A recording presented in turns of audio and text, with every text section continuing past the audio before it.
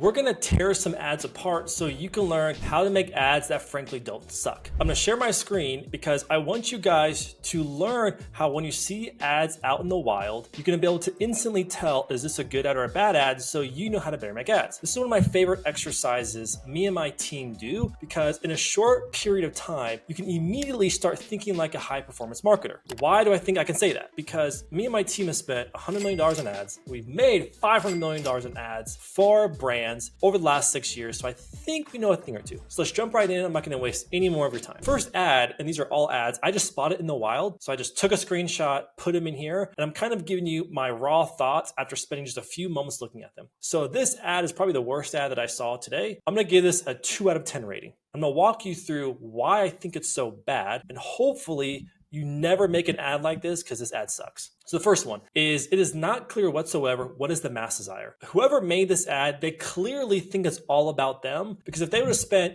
even 15 or 20 minutes doing some proper research on their actual customer, they would have known how to actually communicate to them. Another reason why I think this ad is so bad is nothing that is actually said here is focused on the customer, what's in it for them.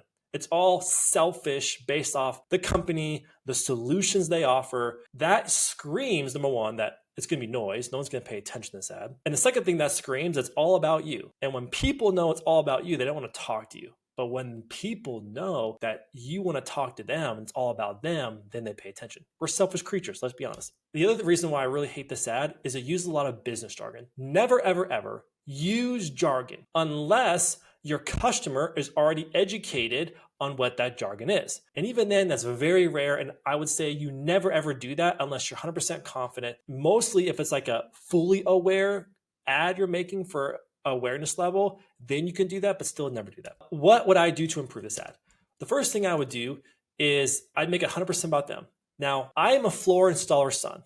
So I happen to know what the mass desire is of this because I've installed these kinds of floors when I was growing up with my dad because he had his own business. The mass desire of this ad has nothing to do about the heating solutions, has everything to do with the feeling of it's freaking cold outside. They get out of bed, put their feet on the cold floor, and now they want to immediately jump back into bed, and how cold they are throughout the day, especially women who tend to be a little bit more cold-blooded than men. At least that's how me and my wife are. That is the more of the real mass desire. Speak to that, talk about that. The other thing that this ad really misses is it misses on the imagery that could be using. AI is everywhere. You can literally go to Mid-Journey, ask for a prompt, a girl sitting on a hardwood floor, looking at a backdoor screen and it's snowing outside. And that will display a much better imagery of what it's like to step on cold floor when it's freezing outside than this ad will. And the last thing is this copy should clearly state what's in it for them. So what's in it for them is even though it's 32 degrees outside, every time you step on the floor, it's warm, right? That's in it for them. What that means is you're never going to have chills running up from your legs. What that means is you're going to stay warmer in your home. What that means is you're going to be more comfortable and cozy in your home. What that means is you're going to want to walk around barefoot in your home when it's winter outside. There's a lot of nuances that you can play with, but that copy immediately states and puts them into the dream outcome they want, which is that feeling of that warm security and that being cozy at home. I hate this ad.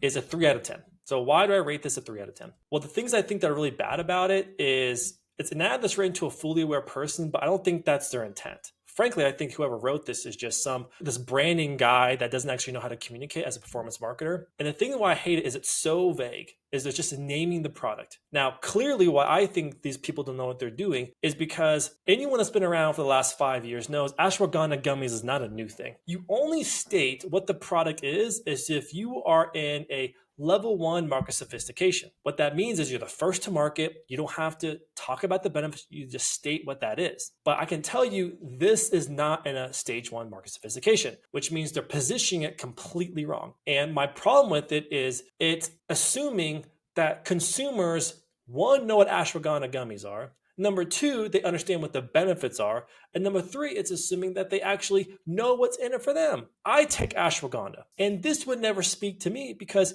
the benefits of ashwagandha is reducing anxiety, reducing cortisol levels, which is the stress hormone, sleeping better, feeling better around your kids because your cortisol is not spiking. Those are much deeper benefits that they should be talking about that they're not. So what would I do to change this ad? The first is I would try to find out who is the customer persona. Are you going after single women, married women, women with kids, a different type of audience? Because each one of those subsegments is going to have a reason of taking ashwagandha, right? So if you're single, maybe it's to deal with the stress and anxiety of your job. If you have kids, it's definitely to deal with the stress and anxiety of having kids, keeping the house clean, a million things that have to get done, trying to cook as well. Those are all important because that's what creates the anxiety that people want alleviation from. So the first thing is I would clearly identify who is the consumer and what are the benefits that they are looking to achieve. And now the product is just the funnel to alleviate that pain and get those benefits. The other one is I'm a big fan on imagery is what is their wish state? What I mean by that is, again, once you know the persona, and from this, I have no idea who the persona is, to be honest with you, then show that wish state. So for example, if you're going after the women that have kids, the wish state is what do they really wish? They wish that their kids can be running around and they don't feel stressed. They wish that the house was always clean and that the dishes are always done and that they're on top of it. And like they're like the ideal, perfect mom who gets everything done, has everything tidy, and they're loving their kids and their kids are loving them. Like that's the wish state. Use imagery that shows that. Just a chick smiling with the bottle, again, screams it's all about me, which is the brand of the product. That is not the right way to do it. My opinion is this was made by some brand expert who doesn't actually know how to make money from ads. That's my opinion, because I've seen this hundreds of times. Let's talk about this one. This is an interesting one. We've run products like this with meta ads for our brands. So I have a bit of an inside scoop of why I think this ad is bad. I'm going to give my opinion because I have inside knowledge around what works for this type of industry. Okay, so let's talk about the bad. The first one is it's saying all about what the product does. Now that's not bad. Saying what the product does is not the reason why I think this is a bad ad. Why I think this is the wrong choice for this ad is because it's assuming people understand what red light therapy is and what it does. It's assuming people know what galvanic current is and what it does for people. It's assuming that people know why they need a facial massage. It's assuming why people know they need therapeutic warmth. And I can tell you from experience, that is the wrong assumption. Again, this was made by some people who think, oh, we have to mention the features of our product because they're so great. We spend so much money on R&D to make it. We want to just scream it from the mountaintops rather than what's actually in it for the consumer. Benefits sell, features tell. Very similar to this is they clearly don't understand what the mass desire is. They kind of hint at it in the headline, youthful glowing skin, but the problem is they still don't really know what is the real root cause mass desire that women are wanting. Yes, they want to be youthful, but why? Yes, they want to look younger, but why? What's the actual pain? It's the pain of waking up and realizing that they're aging faster than they can get in control of, and that there's no hope because they can't slow down aging. That's much more deeper and emotional than talking about facial massage, red light therapy. That's not going to fly. And because we have the experience of running products in this actual space, I can tell you right now that ad is going to stuck and it's not going to convert. How to improve it? Well, the first one is I could wave a magic wand. I would want to show before and after. Before and after in any beauty space is, in my opinion, the cheat code because it adds realism. It actually adds some kind of amount of trust, especially if you can make it visual as well, that, oh, this product actually works or has enough curiosity where they want to click to see that it actually works, but do it before and after if you can. Another thing that I would add to it is show that how it can be used while doing things around the house. Because we understand the beauty space, that's often a big concern of people that use these types of products is that the amount of time investment it takes. But if you can show how easy it is, so we have a brand that does lashes, and we often find that ads convert better if we show how simple and easy. And step 1, 2, and 3 in 6 seconds makes it so that the investment to buy the product is just money and it's not your actual time. That's a big part. And the last thing is they should be listing all the benefits. So instead of listing red light therapy, what's the benefit of red light therapy? Well, the benefit of red light therapy is wrinkle reduction, healing of the cells on your skin, right? And so what's the reduction of wrinkles? It means getting rid of a crow's nest, which is around your eyes, okay? A facial massage, what's the benefit of that? List the benefits. So instead, it can be a 4-in-1 skin care wand, but you list all the benefits that this wand gives you. That will be a much better ad that sells, especially if you list the mass desire. Okay, this one is another one that I saw randomly. It's a pretty good ad. I'm actually gonna rate a 7 out of 10. It's a pretty good ad. I think it's missing a few key points that if it were me, I would wanna change, but overall, this is a good ad. It was very clear. I understood the benefits of it really quickly. I have kids and it would make me wanna click on it, but I think it could be a bit better. So let's talk about what's constructive. Now, again, I'm gonna be critical here just because it could be better. The after, in my opinion, is not like a lemonade stand. I feel like that is selling short the bigger outcome of what unlocking entrepreneurship is in kids. I think as well, listing the price right now, I think is way too premature. I don't think that's necessary. It's assuming that everyone already knows what this is and they're just gonna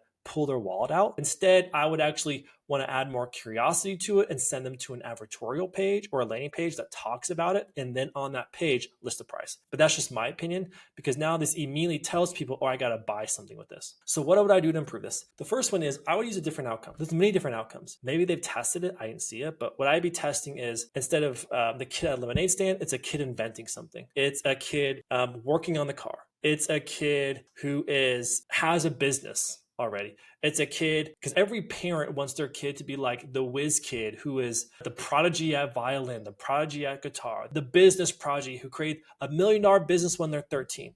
The lemonade stand is kind of like any kid that plays with an iPad and plays video games is already going to kind of do that.